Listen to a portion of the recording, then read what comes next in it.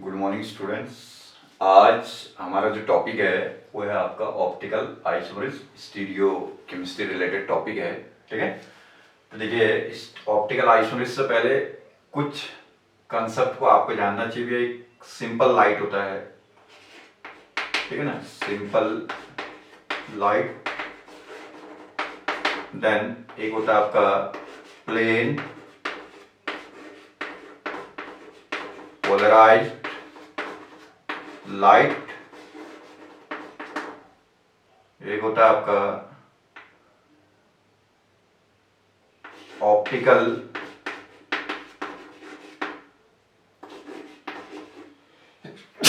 Sorry property. ठीक है ना, ये सारे कंसेप्ट को हम डिफाइन करेंगे तब ऑप्टिकल आइसोमेरिज्म में आएंगे। सिंपल लाइट होता है कि आपका ऐसा लाइट जिसका पोलराइजेशन ऑल पॉसिबल डायरेक्शन पे इक्वली पाया जाता है। ठीक है ना, ये है ऐसा लाइट जिसका पोलराइजेशन ऑल पॉसिबल डायरेक्शन पे इक्वली पाया जाता है। ऐसी लाइट का नाम कहा जाता है आपका सिंपल लाइट। ठीक है, देन सिंपल लाइट को यदि आप पास करते हैं कहां से, एक प्रिज्म से, जिसको जनरली हम जो यूज करते हैं निकोल प्रिज्म से पास करते हैं। ठीक है ना, तो सिंपल लाइट को जब निकोल प्रिज्म से पास करते हैं तो उसका जो पोलराइजेशन है वो आपका एक ही प्लेन में रह जाता है आपका। ठीक है, इसी को कहा जाता है आपका प्लेन पोलराइज्ड लाइट। ठीक है, देन इस प्लेन पोलराइज्ड लाइट को सपोज आपने किसी कंपाउंड के सॉल्यूशन से पास किया, ये कंपाउंड का सॉल्यूशन बनाया आपने, इसको आप जनरली सैंपल के, ठीक है, इस कंपाउंड किसी भी कंपाउंड के सॉल्यूशन से प्लेन पोलराइज्ड लाइट को आप पास करते हैं तो तीन डिफरेंट टाइप की सिचुएशंस क्रिएट होती हैं। हो सकता है ये प्लेन पोलराइज्ड लाइट आपका राइट साइड पर रोटेट कर जाए नॉर्मल से थीटा डिग्री। हो सकता है ये प्लेन पोलराइज्ड लाइट नॉर्मल से थीटा डिग्री आपका लेफ्ट को रोटेट कर जाए, या हो सकता है एक पॉसिबिलिटी ये भी है कि plane polarised light as such रहे, जैसा था वैसे ही बने रहेगी आपका। ठीक है, तो ये कहता है कि आपका ऐसे कंपाउंड जिनके सॉल्यूशन प्लेन पोलराइज्ड लाइट को राइट साइड और लेफ्ट साइड रोटेट करने की एबिलिटी रखते हैं, वो कंपाउंड कहलाएंगे आपके ऑप्टिकली एक्टिव कंपाउंड। ठीक है, तो पहले तो ये डिसाइड हो कि ऑप्टिकली एक्टिव कौन, ऑप्टिकली इनएक्टिव कौन। ठीक है, तो जिन कंपाउंड का सॉल्यूशन प्लेन पोलराइज्ड लाइट को रोटेट कराता है either toward the right side और left side, these compounds will said to be optically active। और ऐसे कंपाउंड जिनका सॉल्यूशन प्लेन पोलराइज्ड लाइट को रोटेशन नहीं कराता है, जैसा था वैसा ही ऐसा रहा, तो वो कंपाउंड कहलाता है ऑप्टिकली इनएक्टिव। ठीक है, और इसी ऑप्टिकल एक्टिविटी और इनएक्टिविटी को हम एक और तरीके से थ्योरेटिकली पता कर सकते हैं। कोई कंपाउंड है तो उस कंपाउंड में सिमेट्री एलिमेंट वाला हमारा जो वीडियो होगा उसमें आप देखिएगा तो वहां हमने डिफाइन कर रखा है कि जिन कंपाउंड में second order of symmetry element नहीं पाया जाता है, that means plane of symmetry, centre of symmetry and alternative axis of symmetry जिस कंपाउंड में नहीं मिलेगा वो कंपाउंड होते हैं ऑप्टिकली एक्टिव। ठीक है, और जिसमें उन तीनों में से सेकंड ऑर्डर में से कोई भी एक भी मिल गया आपका तो वो ऑप्टिकली क्या होगा, इनएक्टिव होगा। ठीक है, वो थ्योरेटिकली मान लिया कोई कंपाउंड दिया हुआ है, आपसे कहा कि एक्टिव है इनएक्टिव है, तो एक्सपेरिमेंट नहीं कर पा रहे हैं तो आप उसमें एलिमेंट ऑफ सिमेट्री को अप्लाई करके भी पता कर सकते हैं कि थ्योरेटिकली कि वो ऑप्टिकली एक्टिव रहेगा या इनएक्टिव रहेगा। तो ये तो बात आ गई ऑप्टिकली एक्टिव क्या होता है, ऑप्टिकली इनएक्टिव कौन होता है। देन ऑप्टिकली एक्टिव में से भी, ठीक है ना, ऐसा कंपाउंड जो प्लेन पोलराइज्ड लाइट को राइट साइड रोटेशन करता है वो डेक्स्ट्रो रोटेटरी कहलाता है, और डी फॉर्म कहते हैं इसी को, और प्लस फॉर्म कहते हैं। ठीक है, और ऐसा कंपाउंड जो प्लेन पोलराइज्ड लाइट को लेफ्ट को रोटेट करता है वो कहलाता है लीवो रोटेटरी और एल फॉर्म और माइनस फॉर्म। ठीक है, ठीक है ना, ये dextrorotatory, levorotatory, D form, L form या plus form and minus form, जो भी आप इनको कहें, ये तीनों में से कोई भी नाम दे सकते हैं इसका। देन अब यहां से आएगा भी आपका ऑप्टिकल आइसोमेरिज्म क्या होता है। यहां की बात समझ में आए, सिंपल लाइट क्या होता है, जिसका पोलराइजेशन ऑल पॉसिबल डायरेक्शन पे इक्वली रहता है, उस लाइट को सिंपल लाइट कहते हैं। देन सिंपल लाइट को आप एक प्रिज्म से पास करते हैं, इसको निकोल प्रिज्म कहते हैं।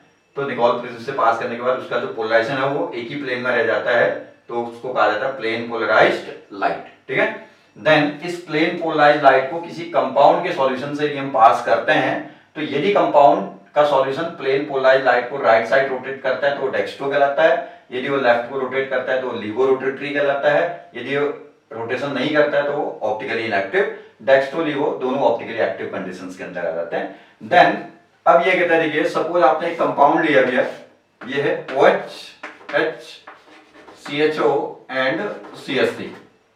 सपोज ये कंपाउंड आपका प्लेन पोलराइज्ड लाइट को रोटेट करता है। ठीक है, चलिए सपोज हम ये, अब ये तो देख के नहीं अंदाजा आएगा, ये तो सॉल्यूशन क्रिएट करेंगे तो वहां से प्लेन पोलराइज्ड लाइट को पास करेंगे तो राइट रोटेशन हो रहा है, लेफ्ट रोटेशन हो रहा है, डेक्स्ट्रो है, लिवो है, वो एक्सपेरिमेंट से ही पता चलेगा आपका। ठीक है, सपोज ये आपका डी फॉर्म था। ठीक है, तो इसका तो मिरर इमेज होगा भी। ठीक है, मिरर इमेज में आपका कॉन्फ़िगरेशन जस्ट अपोजिट हो जाएगा, तो ये हो जाएगा आपका CH3, तो ये क्या होगा आपका एल फॉर्म।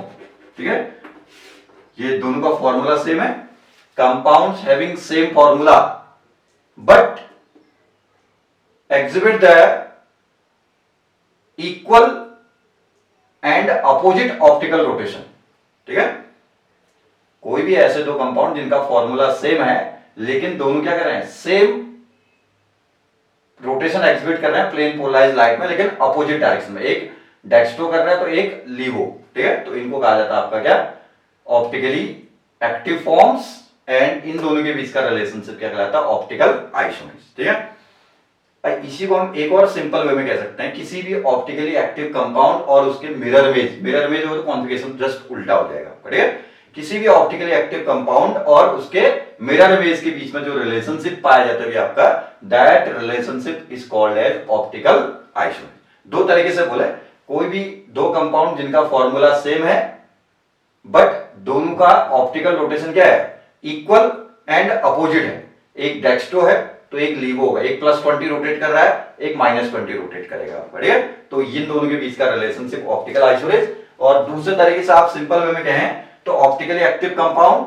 एंड उसके मिरर इमेज के बीच का जो रिलेशनशिप होगा that is called as optical isomerism. और जो ऑप्टिकल आइसोमर्स होते हैं भैया, ये ऑप्टिकल आइसोमर एक दूसरे के साथ कौन से रिलेशनशिप पे रहते हैं, इनैंसियोमरिक रिलेशनशिप। इनैंसियोमरिक रिलेशनशिप भी आप जानते हैं, इसको भी हम पहले कहीं डिफाइन किए होंगे। इनैंसियोमरिक रिलेशनशिप क्या होता है, non super imposable but mirror image relationship.